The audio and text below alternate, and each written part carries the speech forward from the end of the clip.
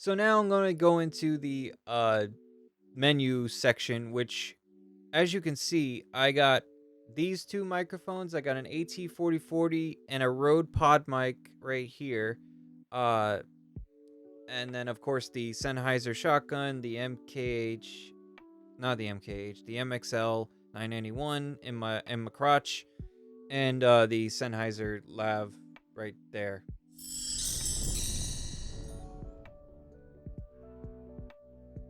So let's start off from the beginning. When you turn on the Zoom F6, it gives you a nice little greeting. It shows the Zoom logo slash text, and then it gives the welcome thing with the firmware number. You can update the firmware like most technology nowadays. In the top left corner, you're gonna find a logo or a little like icon that shows either if it's in recording, if it's stopped, if it's paused, or if it's played. Next to it is the time. Now, this could either be the time elapsed or remaining record time while in recording, or elapsed time remaining playback while in playback. That's the way that it's written in the manual, so you can download the manual. I'll put the in the description down below. I'll leave the link to the one I'm using. It's a PDF file, so anyone can use it. In the top right of the main window or main screen, there is the power level. Now, the power level will be a little battery, and it will show you a number. Now, when the number goes as much as, I think, 8, depending on the size of the battery that you're using. I've used a fairly hefty Sony L series battery, and it only tops out at 8 for some reason. I have a feeling that you can put a bigger battery, a bigger L series. I think there's one bigger size L series you could put in there, and I think it will go up to 10 as far as I know.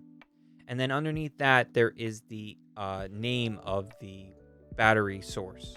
You would have to go into the menu and distinguish what it is. On the second row, we have the sample rate on the left. So that's basically the bit rate that you're going at. And next to that is the name of the file. Now, you can specify what the name of the file is within the menu system, but to be honest, it's a little more complicated because then you gotta hunt and peck with the buttons, and it's a pain in the butt. It's easier just keep track of it, and if you have trouble with that, you could always write it down. Also, you can use that app, that iOS app, if you get the Bluetooth dongle, and I think you can rename things that way. But we'll get into that a little later in the menu system. Below the name of the file, you have the level that you see the levels at. It goes from -48 to +6 dB, and of course you have the 6 inputs and a left and right with a line level on the right side as well. Finally, in the bottom, we have the internal time code and the external time code input, which is basically the recording playback time code. If bringing this together with another recorder or another camera, you can just keep track of it on the bottom there. Now we're going to move on to the actual menu. When you open up the menu, the first option is the Finder. When selected, you will see the SD card checked off if there is one. Selecting that will move you to the files in the SD card. You can rename them different file names within the recorder. One little side note that I figured out on my own because I was just messing around with it. If you're in any part of the menu system and you hold down the menu, it will bring you right back to the level screen. So it brings you right back to the beginning, which is pretty cool because then you don't have to keep pressing it back and forth. So you just go hold it down and it brings you back there. The next section is the input section. When you select that, you will be brought to another submenu. The first option is PFL, where you will find all 6 inputs. Each input is the same menu system. The top has the track number, followed by the source. The sources are as follows: mic PH, PH stands for phantom power, line PH, and USB 1-4. Just choose the corresponding source to the input you are using. For example, if you're using a condenser microphone, choose the mic PH option. PH, obviously, like I said, stands for phantom power. And if you use microphones, you know you need phantom power to run a condenser microphone. Next, we have the trim option. This isn't an option when you're using the 32-bit float. We'll get into 32-bit float a little later. Next, we have the HPF and limiter section. HPF stands for high pass filter. The only side note for this is the limiter isn't available in the 32-bit float setting. Moving along, we have the phase delay, pan, and monitor. These all apply for all 6 inputs. So like I said, all those things that I just went over and showed you with the menu, they apply for all 6 inputs. So it's not any different. They're all the same. So you can go through all the menus and it's going to be the same. So I'm not going to go anything too crazy into that. Getting back into the input menu, the phantom power settings lets you choose the power saving mode. The power saving mode is when you are in playback mode. Basically, when you're in playback mode, the phantom power shuts off and you don't have to worry about it draining your battery. I gotta admit, that's a pretty cool option because batteries are a luxury around here in the film industry and the audio industry. You don't want to have unnecessary power being drained out of it. Once again, we go back to the input menu and we have link settings, auto mix, and tracking knob. Yes, tracking knob. I won't go into that too in depth, but if you have any questions about those sections, you could always leave it in the comments, and you could always ask me something. I'm going to try to my best to answer them to the best of my abilities.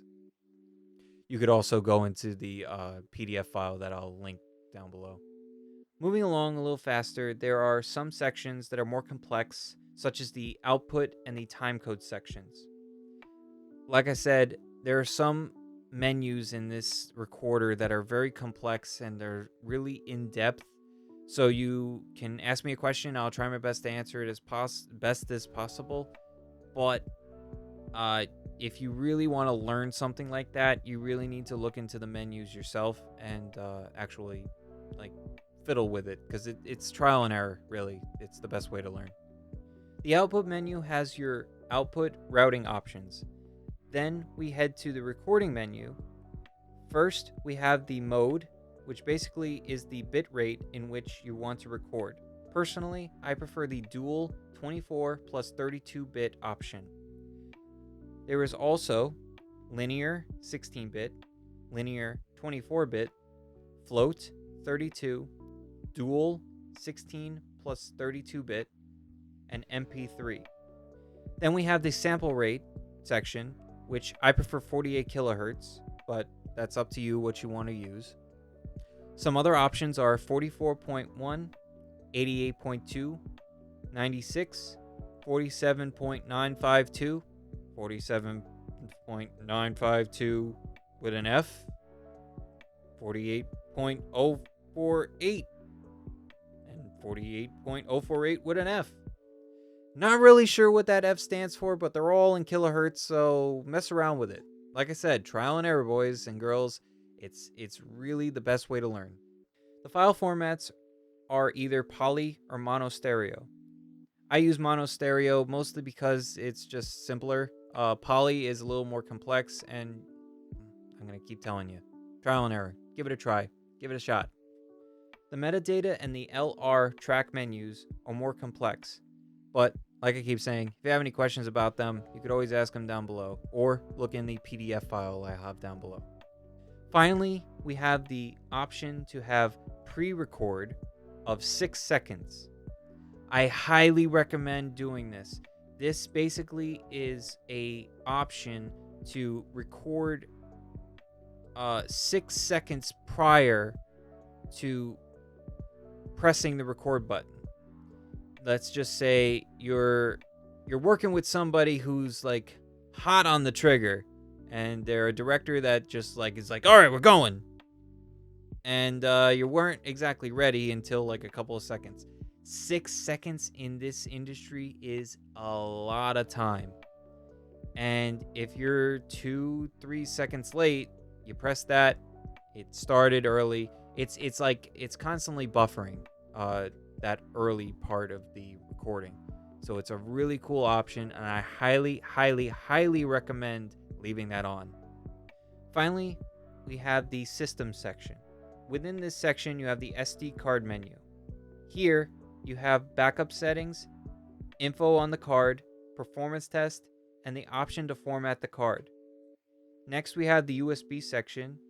This will show you all the USB related options. Like I said before, early on, that USB has the option to be a power source, also has the option to be an audio interface. This section is where you would distinguish what you want to do with it.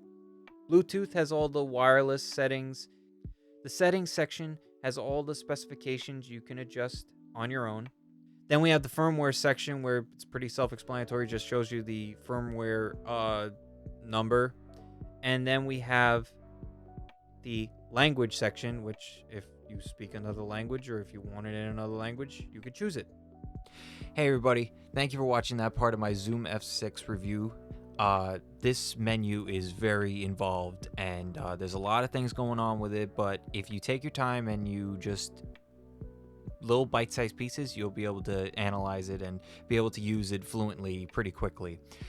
You could always ask me a question down in the comments, check out that PDF file, or you could check me out on Twitch at twitch.tv/ghettohappy and ask me any questions while I'm live or anything like that. I'll try my best to answer all of them as best as possible. And yeah, so keep staying safe out there, and I will see you next time in part 3. Don't worry, I brought my key. You're kind of making a lot of noise. Hey, I believe in you, John. You show that Walter. Hey, Bruce, I have an idea. Why don't you jimmy it open? I couldn't help it. It was too funny.